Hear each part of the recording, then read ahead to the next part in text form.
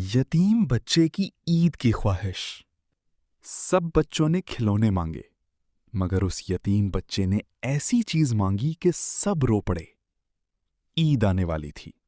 مدرسے میں بچوں سے پوچھا گیا، تم عید پر کیا لینا چاہتے ہو؟ کسی نے کہا مجھے نئی سائیکل چاہیے، کسی نے کہا مجھے بڑا ٹیڈی چاہیے۔ سب بچے خوشی سے اپنی خواہشیں بتا رہے تھے، لیکن ایک خاموش یتیم بچہ کونے میں بیٹھا تھا۔ استاد اس کے پاس گئے اور پیار سے پوچھا، بیٹا تمہیں عید پر کیا چاہیے؟ بچے کی آنکھیں بھر آئیں۔ وہ آہستہ سے بولا، مجھے کچھ نہیں چاہیے، بس ایک بار میری امی خواب میں آ جائیں اور مجھے عید مبارک کہہ دیں۔ پورا کمرہ خاموش ہو گیا۔ استاد کی آنکھوں سے آنسو نکل آئے۔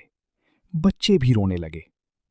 پھر استاد نے اس بچے کو گلے لگا لیا اور کہا، بیٹا آج سے ہم سب تمہارا خاندان ہیں۔ اور اس دن پہلی بار وہ یتیم بچہ مسکرایا۔